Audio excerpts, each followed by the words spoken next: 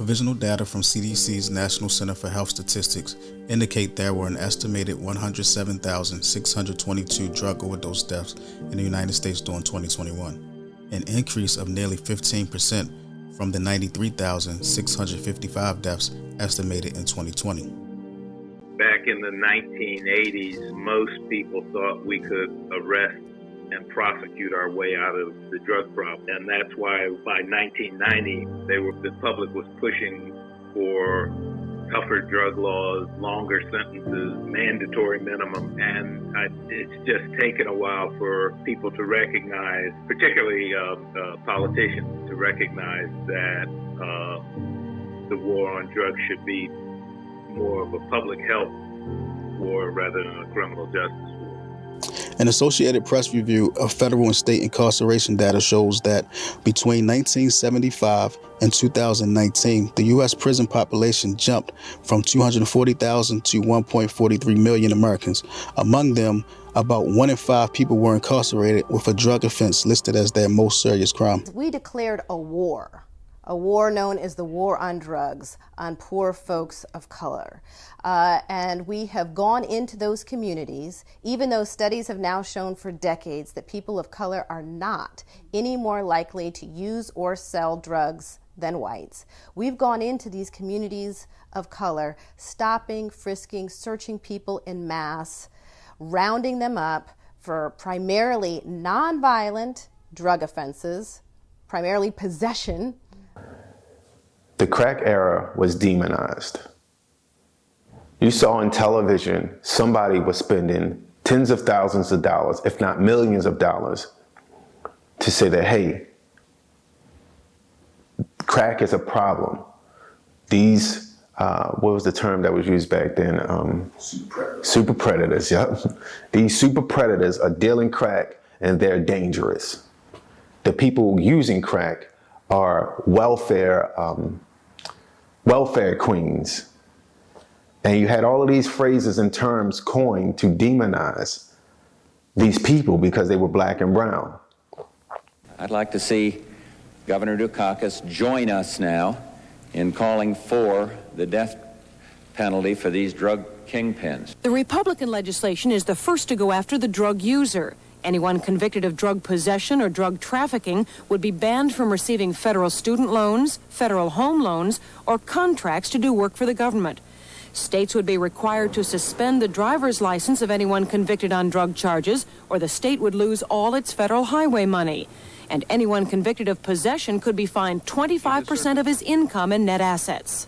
Republicans were determined to get a head start because the Democrats who control Congress are writing a bill of their own. And Democrats control enough votes to claim credit for the politically popular war on drugs. Well, I'll speak for myself.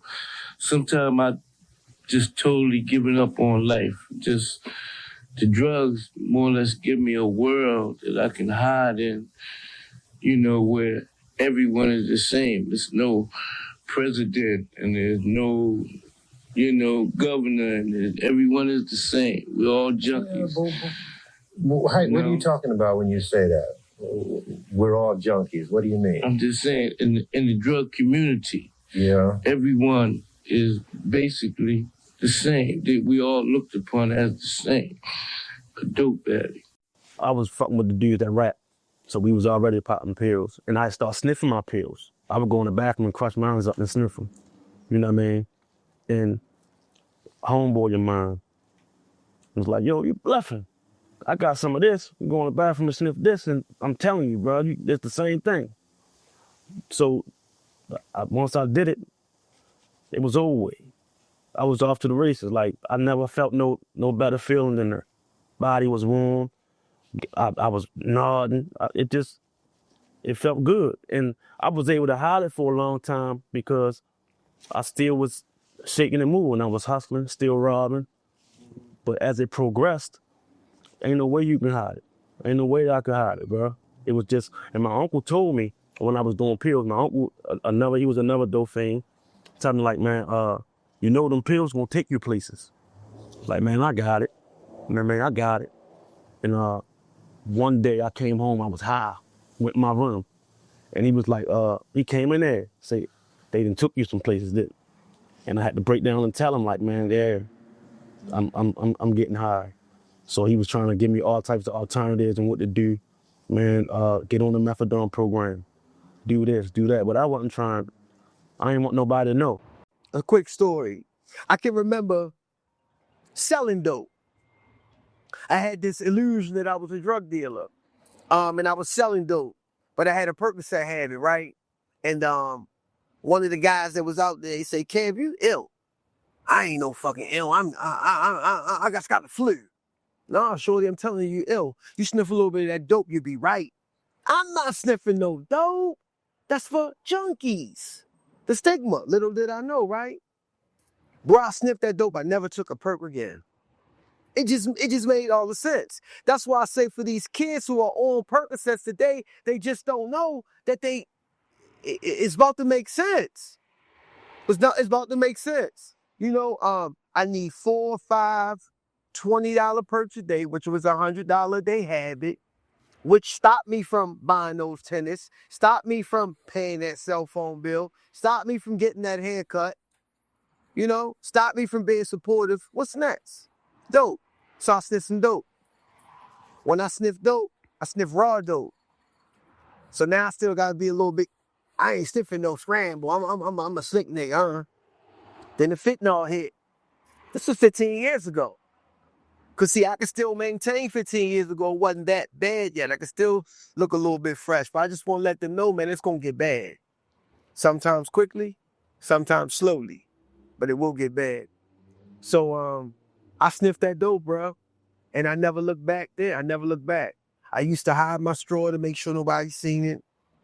But then one thing about a drug, whether you like it or not, it's gonna show itself. So those people who are getting them pills from the doctors, they still got their family with the house up on the hill. You know what I'm saying? And then the script run out, but they don't tell you that you'll be chemically dependent to opioids. So now you gotta come and buy some dope. I started with beer, I started with weed, then it went from beer, weed to powder cocaine, from cocaine to, you know, the hard cocaine and ecstasy and anything you can think of, like dippers. Then the last drug was the hard drug, which was heroin. I never would have thought that I'd start shooting heroin. But the things in your life, if you don't have an answer to questions, you'll turn to something to numb yourself.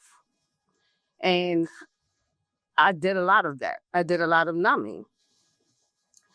I don't know what turned me to that, but I was looking for answers and I couldn't get it from home. And my mom, she did a very good job. She did the best she could. But for a person like me, it wasn't good enough, you know? So I went to the streets and did what I did best, and that was start using drugs. I sold drugs, a lot of it, but I used more of it. And I died several times doing it. It took a long time for me to get here because I got high for 26 years straight. From 12 to 38. That's a lot. You know, I know I did over several $1 million of drugs.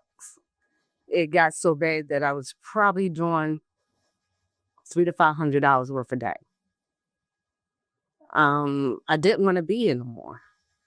I really didn't. But the fact that I'm here today, I know there's a God. And I've really hated God for a long time because it was being inside of me since I was little. But I had to find a God of my own for me to understand there was really a God out here. And it was a God inside of me that lived and wanted to live more than I wanted to live for myself. More than 932,000 people have died since 1999 from a drug overdose. In 2020, 91,799 drug overdose deaths occurred in the United States. 75% of the nearly 92,000 drug overdose deaths in 2020 involved an opioid. And it's crazy because when I first started overdosing, I thought that was the high you was looking for. You know, that's how ignorant I was. I was like, yeah, if you don't overdose or if you don't, go out, then you ain't get that high you looking for. And then I found out when I did more research that I died. I actually died several times where when I would come back to, my tongue was bleeding because I was like, I guess I was going through seizures or something that I didn't know about. And my ears was ringing. My eyeballs was hurting really, really bad. Like I had them up in my head for a long time. And by the time I came back to, it was hours later from the time that I thought I was just enjoying my high. So I died a bunch of times. And a lot of those times I wish I stayed dead until now. But I wanted to die. I didn't want to live like that anymore. I remember sticking my neck out, letting the white girl hit me in my neck, saying, let me know if you hear Sheena come down the street. My wife, let me know if you hear Sheena. Let me know if you hear Sheena. As soon as I hear that means everything is on. I stand there, I wait, make sure I don't OD. And then I found out that sound that I was hearing, that ringing sound, that was me dying. That was me dying. Then I wake up in a fucking nursing home with, what's it called? PICC line. A PICC line in my chest, a catheter in my dickhead, can't walk. They said, sir, you was dead for some minutes. She probably ready to start crying. Sir, you was dead for some minutes. And I got videos of it. November the 14th, 2017, that was the day I OD'd. That was the day I OD'd. I was just coming, and how that happened was, it's crazy because I had got locked up for like 7 months. The whole time I was locked up, this time, that was my last bit. I was telling myself like, man, I'm gonna do right, roll straight. I still had the opportunity to come home and get on the methadone program because I was getting a met while I was over the jail. So when I came home, I went and got medicated. I was locked up for a distribution, and a girl she told on me. She was a CI.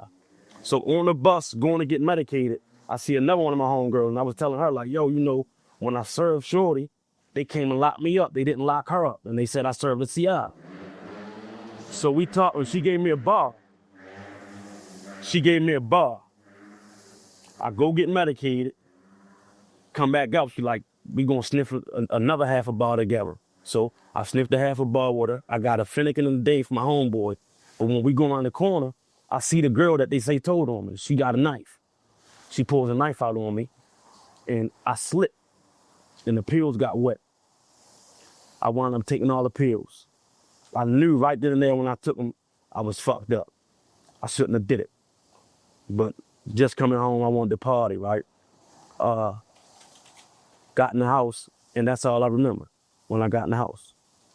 My mother told me the story that ambulance got there. I flatlined. They called the coroner and everything.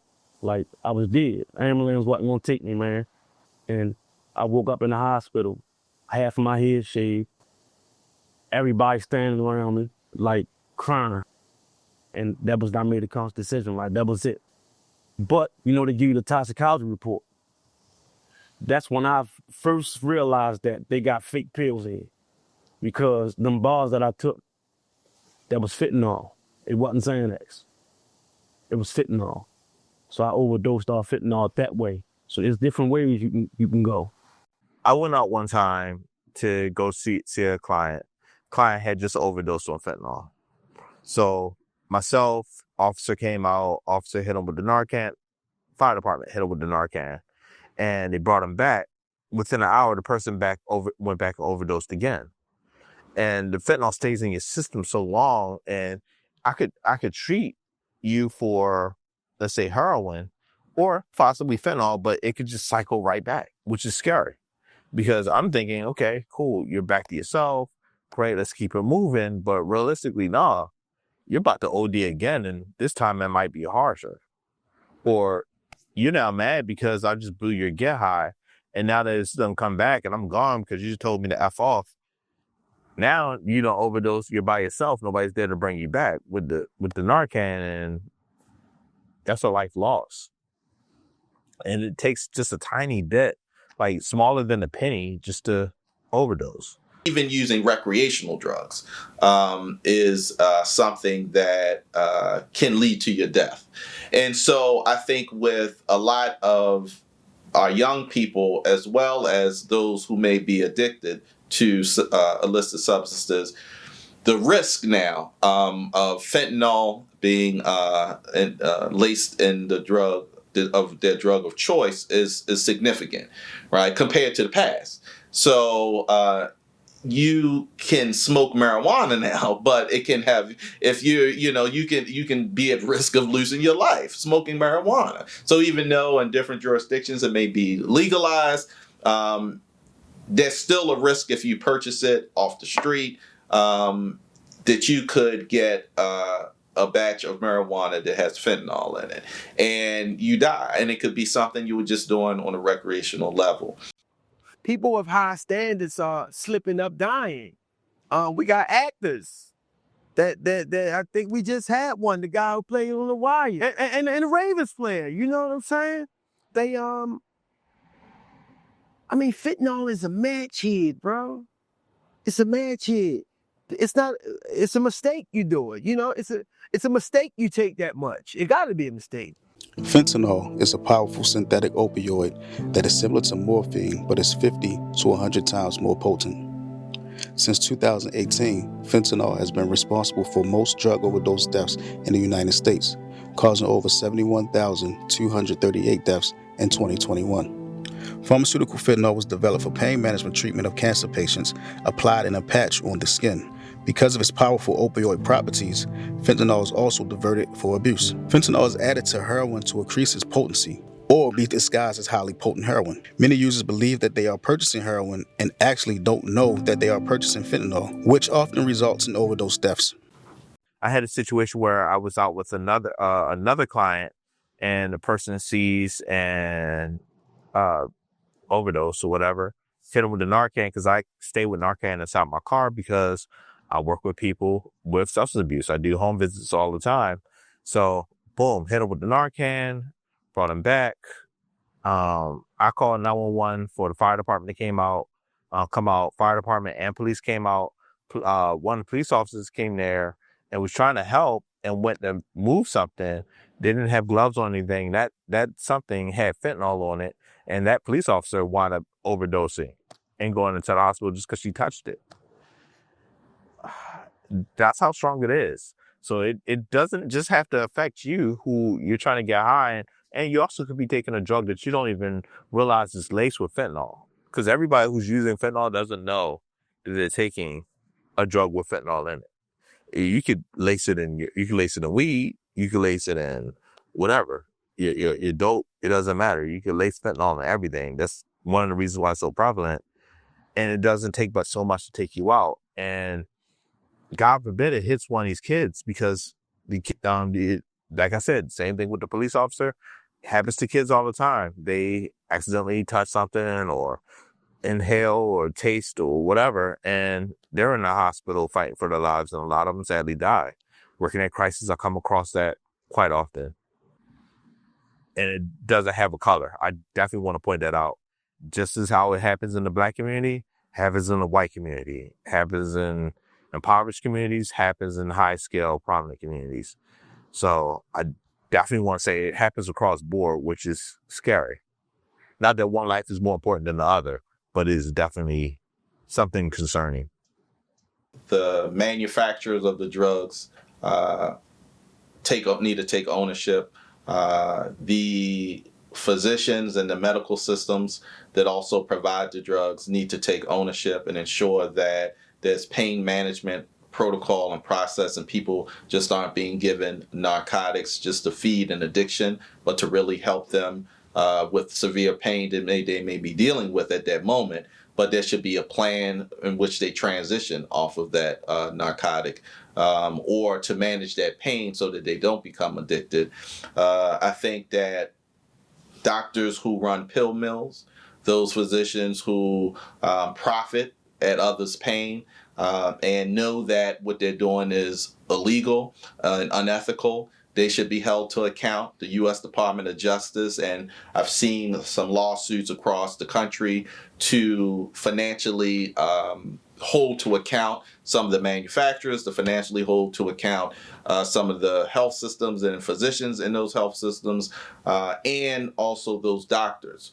But I also think that as a community, we need to ensure that we provide the best comprehensive care and support for individuals who are experiencing addiction so that they can transition if they are already caught in that net of pain and substance abuse use. But there are providers who benefit from providing these drugs, and I think we need to, as a community, we need to hold them accountable as well.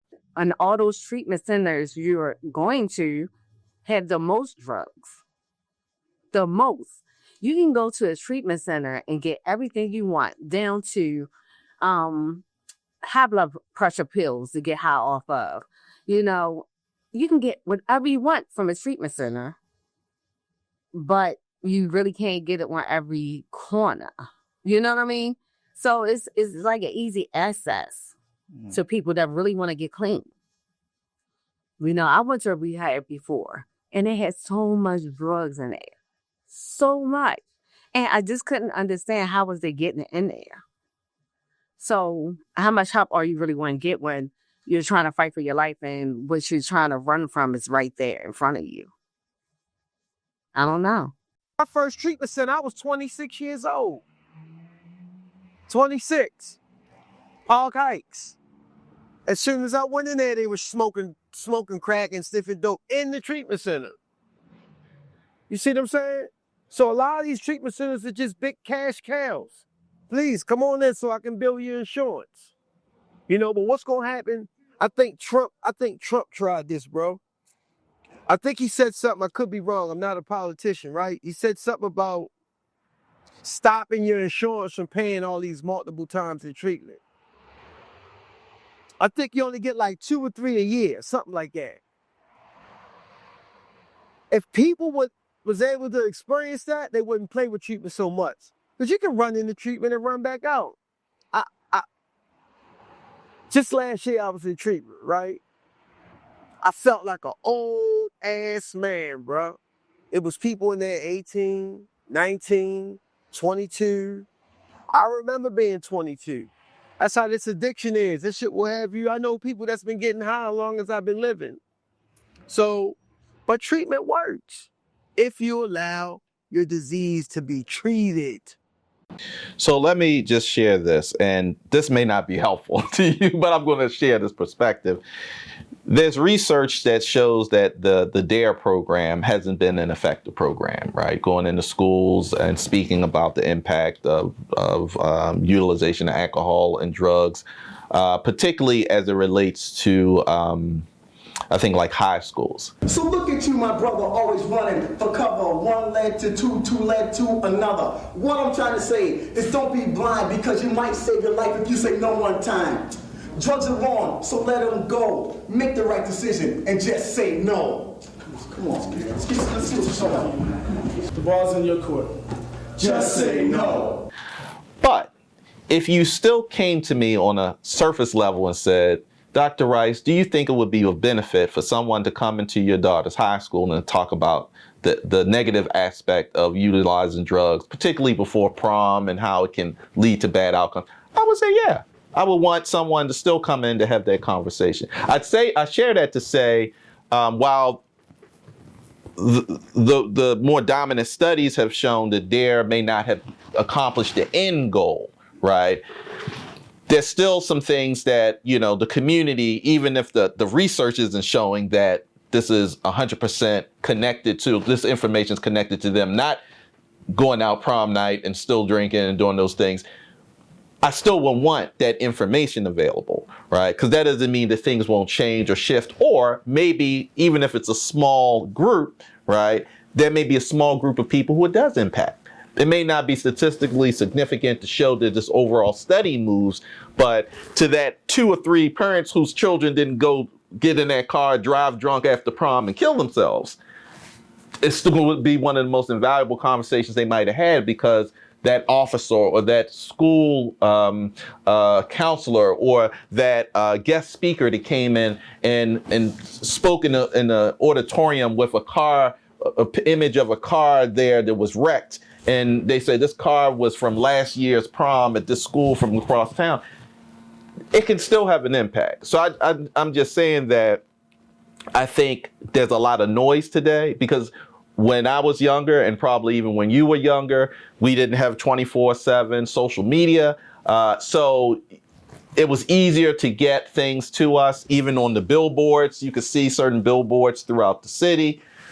Now, I think there's a lot of competing interests, right? From entertainment, from even leading stories of crime and violence. So would you be more interested in the leading story being that shooting that happened on North Avenue or downtown? Or would you want us to lead off with the importance of prevention, right? And I believe that public health can utilize influencers in a way that can be impactful. The people that are largely using drugs are impoverished, lack of opportunity. Sometimes it's a escape. And for whatever reason, they're using drugs. But I think that if you take those same people or others that use drugs, like you take people who use drugs, Black people or white people in affluent communities, you're probably not going to have that same level of violence, because those people might use drugs and they can pay off to whoever they're getting their drugs from. They don't owe them a couple $1,000 debt they've always paid because they have a good job or they have savings or whatever causes conflict where someone wants to be violent. It's probably not going to happen as much in affluent communities, because again, the violence is largely associated with poverty. Those young people are not born gangbangers, they were bred that way. So long as you have inadequate investment in them in their formative years, you're going to have inadequate and unfair and unfortunate results. These young people in the main need education as a way out. There has been a cutback on scholarships and increase in jail membership. A classic case would be in this state, if one goes to a state university for 4 years, a full academic scholarship would cost less than $30,000. If one goes to Soledad for 4 years, the full penitentiary scholarship would cost more than $120,000. We've got to make a judgment to pay now or pay later. If we invest in these children early on, prenatal care, Head Start, and daycare, invest in them job training and a way out will reduce the possibilities of this. The other part, however, is that I want to bust drug pushers wherever I find them, but not just the children on the streets, but those bankers who launder that money, and those government officials who take a wink as that money comes across these borders. We cannot just focus on the end result of drug gangs in the streets while our administration is implicated in dealing with drug dealers in Panama and Honduras. In other words, the government must have moral authority and credibility to make a real impact. You focused a great deal on supply, cutting the supply. What about demand? Would drug tests at the office place be something that you would endorse?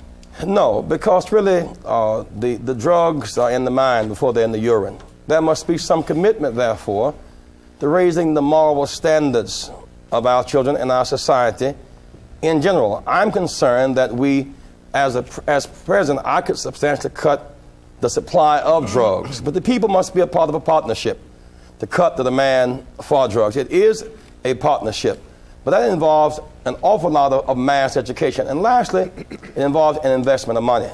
The people who are sick right now, who need drug centers for treatment, who've contracted AIDS through drugs, not through sex. Therefore, I put forth a budget with a commitment to invest in helping to rehabilitate those who are sick. You know, folks don't talk about this a lot, but we see more than double the amount of deaths from overdose than we do from homicide in our city, right? And for whatever reason, people don't talk about that. You know, we know that addiction is a disease And if we are serious about a public health approach in the city, which I think we are, and I think our mayor is, then just kicking out folks back onto the streets who are suffering from addiction is not an effective response. And so one of the shifts they've made is instead of doing zero tolerance, they are now bringing on peer recovery coaches to help people identify resources and, if they're willing and able, get themselves into recovery. I honestly believe, man, that all this gun violence that's going on, all this killing that's going on, it's drugs that's related to it hand in hand. Drugs go hand in hand. I don't believe that a conscious-minded child will put a gun in his hand and go kill something. They do something first. They pop something first. They smoke something first. I feel so terrible about what I did. You know, I was under the influence of narcotics. I was, high. And me and the guy had a verbal altercation, and it turned out to be something that it wasn't, And I never actually my intention was never to turn out the way it did. I thought I was going to feed him in the pain, but like I said, I was under the influence of drugs. That's why I called you witnesses. We both lost our lives in a sense, He actually said that he lost his, and I lost mine in every other regard. I lost my freedom, lost my spirit, I lost it all, and I'm so regretful for it. And, I destroyed his family. I destroyed my family. Like, it was so much that happened from this one bad event. I had dreams about him every night. Some guys say that, once they commit an act of this nature, that, that they become cold-hearted, they become cold-blooded to it, they become callous, where for me it's not, it's like being for me it's like my being a nerve that's raw and exposed. And I still feel him. I see him every night, and I feel so terrible for what I've done. I can only imagine how his family feels.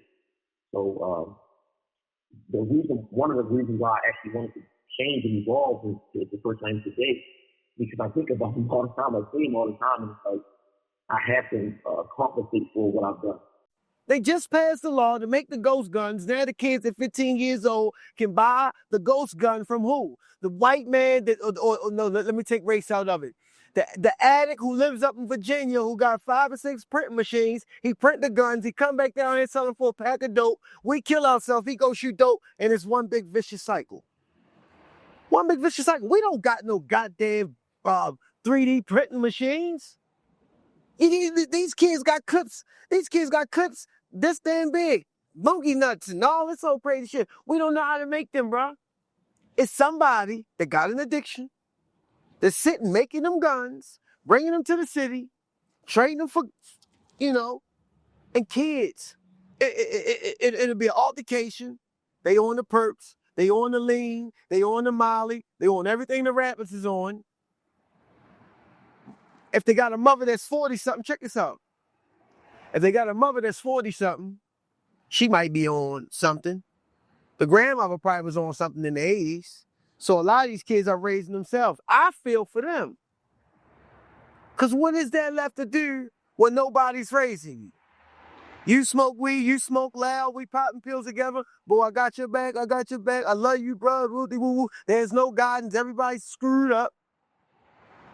You know what I'm saying? It's all good until it's not all good.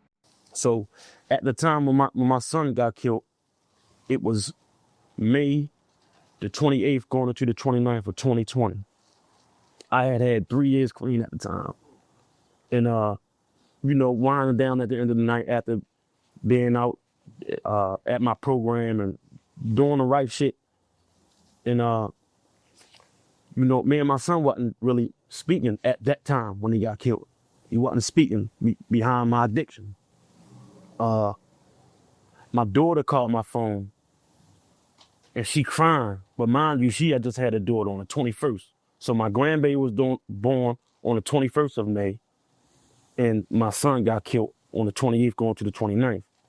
So my daughter called me. She say, she crying. So her mother gets the phone and say, yo, I can't even tell you this. So I'm like, what? Something wrong with my granddaughter?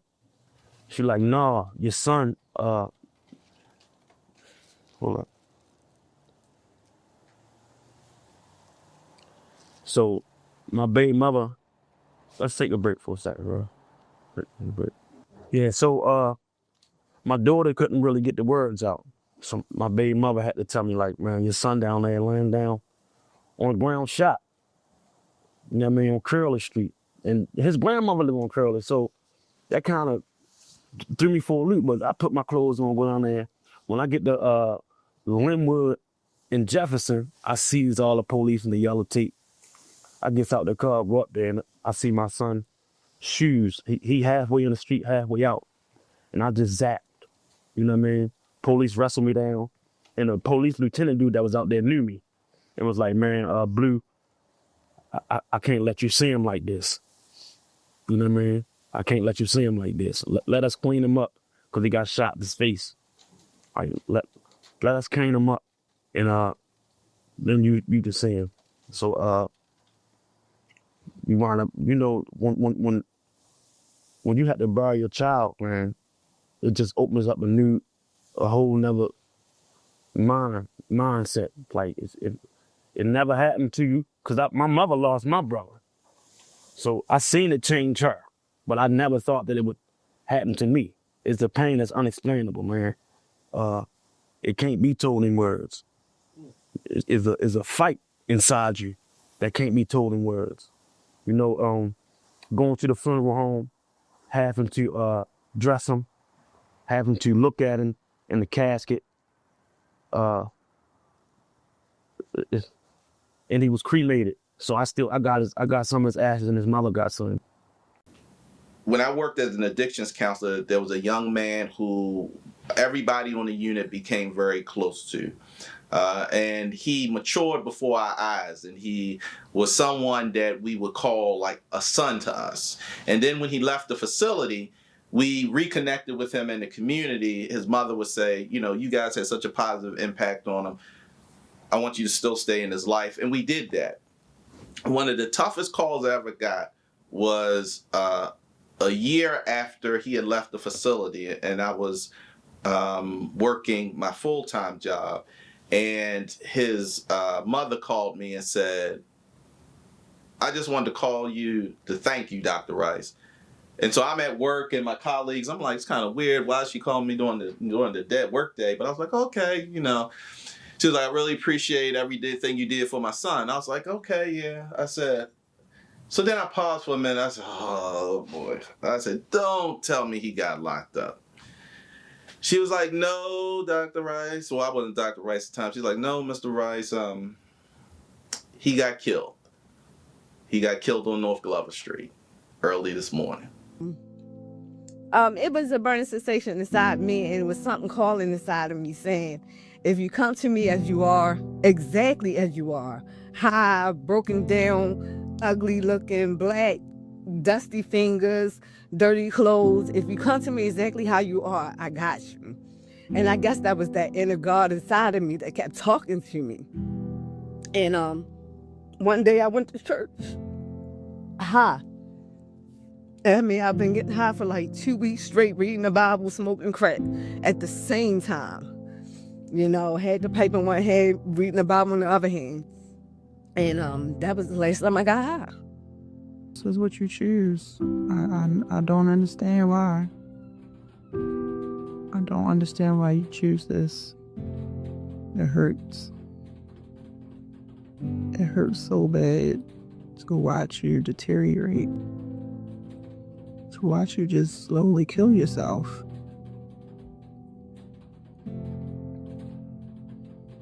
Such a beautiful soul that could save so many people. You don't see what you have inside. So the first time I would say it was 3 months. It was like 3 months he was clean, and then a relapse happened. And then he was out for about 2 months. So that it was always that anxiety, like not knowing what was going to happen. Like, you know, he proposed in February of last year, so it'll be a year. February 10th will be a year that we've been engaged. And in that year, I will start planning a wedding, and then he will relapse. And I'm like, I can't I can't even plan my life because I don't know what's going to happen. I don't know what's going to happen, but this last time something different happened. Something changed, and this is the like longest sobriety period I think that he's had. I don't know. I can't explain it from a person outside looking in, except from my experience of dealing with it. I saw something different. But it's been 2 years, and it took a couple times. And I know he's been struggling for years prior to me being in the picture. So I can imagine, I can only imagine what his struggle has been. But I know with us, within the relationship, it's been about 5 or 6 different relapses within the 2 years. But this last time, it's almost 8 months. Been clean. And it's just been amazing things happening. Like he's in school. He's been opening up more and talking to people, trying to change lives. We started a business, trying to get people, helping people get into treatment. It's a it's a process. It's a slow process that we have to work on every single day. They say one day at a time, and that's just not for an addict. That's for people in general. You can only deal with things one day at a time. Tomorrow's not promised to anyone. So I would tell anyone that's dealing with someone that has a loved one that's struggling to not give up, but also know your boundaries. Be safe, be smart, have a support group, work on yourself. And that would be my message. That would be my message. But also to the family members, to the addict that is struggling as well, understand how it affects your loved ones. We go through a lot. And sometimes I always say, we kind of go through it a little tougher than they do because they have a drug to help them cope. They at some point are doing something that's making them feel good, and we just sitting having to deal with our responsibilities in everyday life. And we have a different toolbox to help us cope through life. We don't have a drug to make us numb or whatever. And, meanwhile they're doing what they're doing and we're just sitting in limbo waiting for that call or home crying or having to pick up the pieces to the mess and the destruction. Like, if we had more people working the streets, I think we could probably save more lives. Not saying, oh, this is the building you come to, you can get the help you're looking for. If we actually go out there and talk to some of these people that's on the streets, you'll get to learn their story and then you'll know how to help them. If you don't know them, how are you going to help them? If you don't know where they came from, if you don't know what started it, if you don't know how you can treat their mental state of where they at now, how are you going to ever help them? So if we had more facilities that's really talking about helping people that's on drugs, we need to go out there and we need to work the streets. It's so many guys that I know, because most of them are guys that I pass through and I give money to when they holding that sign up, and I know they high, or I know they done, some drugs that day or whatever it may be. I know them personally now. They see my car. Hey, how you doing? I know their names. I know that, oh yeah, you know what? I'm starting to do this now. And the church helping me get a place now. You know what I'm saying? It started from them being nowhere, from me just having a conversation with them. And I'm not going to say I'm the reason, but I'm part of their life. They look for me. And I look for them. I'm like, did you see John today? And they were like, oh man, he in the hospital. Yeah, I'm going to tell him, I see you. If you get to know these people, they're not as bad as you think they are. They just not. I wasn't. The addicts, the addicts are your family members, your children. your sister, your cousin, your teacher, your boss, the doctor. This stigma attached to addiction has gone far beyond what that real stigma is. Once this opioid epidemic, that's when they made it an epidemic. When it started affecting the suburbs, the white people. But they never talk about cocaine. They never talk about how bad cocaine affects people. You Heroin, that's what people are dying off of, the opioids, the fentanyl. But do you understand the mental implications of cocaine, especially on a community of black people that are already oppressed, that are already suffering from mental illness, that are already suffering from PTSD? Cocaine is a mental drug. So these people that's committing all these murders, half of them is on something. Cocaine, heroin, Molly, drinking. It's just sad, but everything is labeled the opioid epidemic. It's far beyond that. So that stigma is no longer a stigma. It affects us all. I've been working in the field of mental health since 2003, and I've worked with people with substance abuse for just about as long. And I can say you're kind of chasing fool's gold if you don't address the substance abuse portion while trying to address the mental health piece.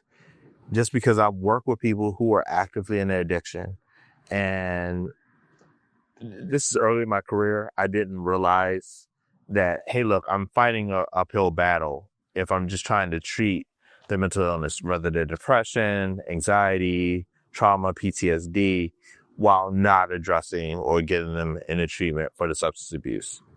Because they may be actually ready or enjoy talking to me every week for therapy, but if they're not ready for a substance abuse treatment, I'm just playing this game of round robin, because when they leave out the office after seeing me for 45 minutes to an hour, they're right back out on the street, pumping something inside their veins, and they're treating that trauma that they just unmasked and was dealing with in my office, and they're treating it the best way they know how, because I only have it for a tiny period of time every 7 days.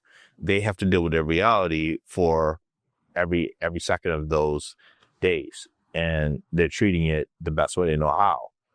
So it has to work hand in hand and in concert. So when you come and see me for therapy, you definitely have to, I don't want to say definitely have to, it's imperative, it's very important that you do get the mental health or substance abuse treatment as well. It go hand in hand. It go hand in hand. People, they medicate themselves with the drugs. You know what I mean? So yeah, I know mental health tied into addiction in this city. Whether it's PTSD, anxiety, what else? Schizoaffective. It ties hand in hand to it. And if you don't you gotta take care of both of them. You can't just focus on one. You gotta focus on the mental health and the substance abuse addiction. It starts with your mental. It really starts with your mental state of mind. Like I said, mine started when I was young. And if you don't make your mind up, and get the help you need when it comes to getting a shrink, a therapist, counselor, going to church, reading things that's going to uplift you, meditating, I could not. Let me talk about me. I could not get where I'm at today without all those things that I did. So if you get clean and you getting clean for someone else and not for yourself, it's not going to work. They never did for me. If you sit there and you're doing it just to save face, or like I said, not for yourself, it's not going to work. So the thing with me, I would have been right back out there if I didn't work on my mental state of mind, because I was messed up from the floor up. Like, you seen a picture of me from back then. I was off the hook. And I finally said to myself, this is what I want for myself. Whereas though I even told my mom, you cannot be involved with this process at the very beginning. I wouldn't allow her to be involved because I felt like she would have took that from me, what I was trying to do for myself. You know, and I had to do a lot of counseling. I still have a counselor on speed dial if I ever have any issues or triggers going on with my mind. But I have less time to feel like I could be triggered by anything because I've done so much work on myself. And it started with me, you know. It was times that when I first got clean, I would have these dreams, drug dreams all the time, whatever.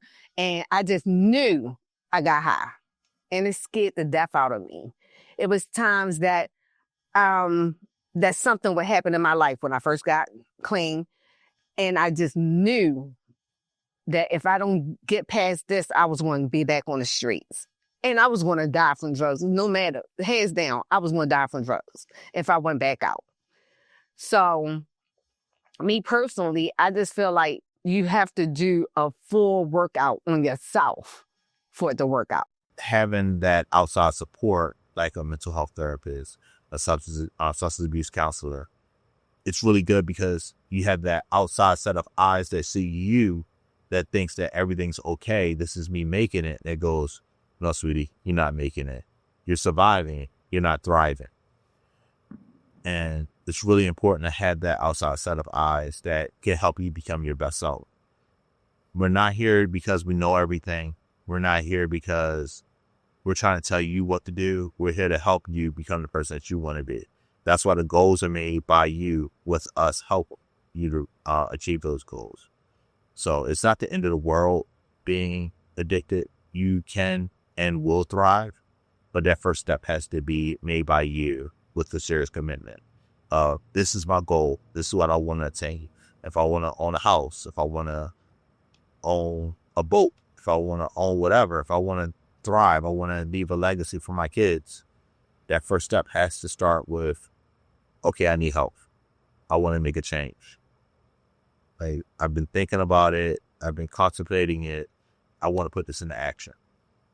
Or I did put it into action before. I was doing well. I messed up.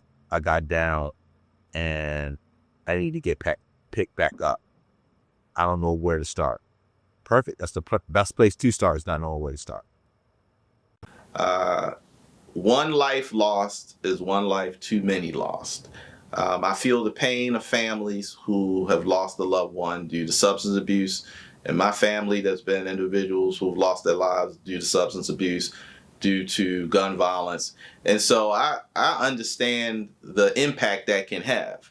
And we often wonder how these individuals would have influenced family, influenced community. We'll never know who they could have become. And so I'm inspired to keep doing the things that I'm doing because of those experiences that I've had with them, and also wanting to build a pathway for their children and other family members so that they can be hopeful and not walk down the same path as other family members and other people in the community. I'm just saying this, man. Take some time back, step back and look at your life, where it's at today, where it was at the first time you used. See if it's gotten better or worse. Only you know. Only you know. And if it's gotten a little bit worse, if you can see some things, I done lost my car, lost my job, lost a relationship with you, but it ain't really that bad. I still can handle it. It's going to get worse, sir. It's progressive and fatal. It's progressive and fatal. I believe that addiction takes us to 3 places, bro. It takes us to 3 places. It takes us to jail. It takes us to institutions. And then it takes us to death. Jail. Either I'm going to go to jail because I done went in Walmart and start stealing. Either I'm going to go to jail because I'm out here trying to sell some dope to get my high. Either I'm going to go to jail because I didn't rob something to get some money, or I'm going to go to an institution, a mental institution, because I'm going to do something to make me lose my freaking mind. You see what I'm saying? And after I go to all those different places, I do one and I die. I'm subject to relapse at any given time. At any given time, I can go cross the street or wherever else and cop right now if I want to. But the pain, bro, you know what I'm saying? The pain is so great of me dying, bro, that I just can't do it. Today, I can't do it today. Tomorrow's not promised. My message is this, man. If you lost somebody to addiction, if your mother was on drugs, your brother, your neighbors, maybe even yourself, recovery is possible, man. Recovery is possible. And I won't say where you need to go because I cannot promote that. All I'm saying is this, man, is that it's okay to cry out for help because there's somebody listening. Somebody listening, man. As of right now, I'm a peer recovery specialist. What a peer recovery specialist is somebody that has walked in addiction and now works trying to help people get out of it. It's like, so to speak, reaching in and pulling people out and trying to teach them a better way to live instead of getting high, instead of substance abuse. I work for Recovery Network. People come in and out. And I take my job serious. I facilitate groups. I teach them about substance abuse. I teach them coping skills. I help them get food stamps, help them get TDAP, which is temporary disability. And I talk to them, man, and they love me. My clients, they love me, bro, because I've been through it. I know how it is, bro. I want for them what I was able to do. Like, if somebody would have helped me like I'm doing now, I probably would have got out of it long ago, but I probably wouldn't be so motivated to do what I'm doing. You know what I mean? In college, you know what I mean? For Allied Human Services, trying to get my degree, taking care of my family, and doing what I'm supposed to do, man. Ain't nothing out here in these streets, man, for nobody.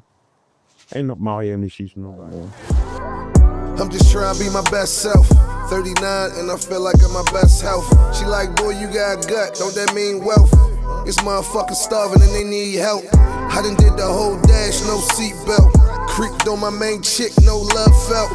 No love lost for any nigga lost. Sometimes niggas can't see you grow into a boss. It ain't bragging if you win and turn it to a floss. Niggas always want flip it, now you got it crossed. That's why they say only believe it when you see it. And none of what you hear, shit, we made it through the year. I could drop quotes all day and they won't care. I give 2 fucks, I did it for Ramir.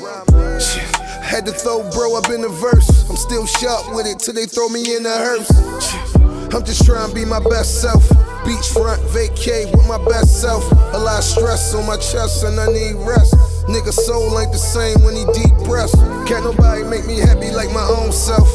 And you can't reciprocate if you don't know yourself. And you can't reciprocate if you don't know yourself. I'm just trying to be my best self. Always helping niggas when I need help. That energy will wear and tear on you. There's something about the ocean, how I do repair on you. You ain't gotta be perfect, just put the nail on you. I could give a fuck, leave a little hair on you. See, the imperfections are so perfect. I'm a tough nigga to break, but I'm worth it. You ain't gotta worry, I'm straight, just rehearsing. Ventilating, I'm sorry I kept you waiting. See, we gotta find a balance. This my outlet, my music is my challenge. So when you looking for me, I be somewhere on the island. I ain't posting shit, just know that I be styling. Phone on airplane mode, but I ain't wildin'. It's crazy how they jump to conclusions and profiling. I'm just trying to be my best self. I ain't got a bitch with me by my damn self. Thinking about all my albums on the damn shelf. Should've been with plat, but they all felt. Should've been with plat, but they all felt.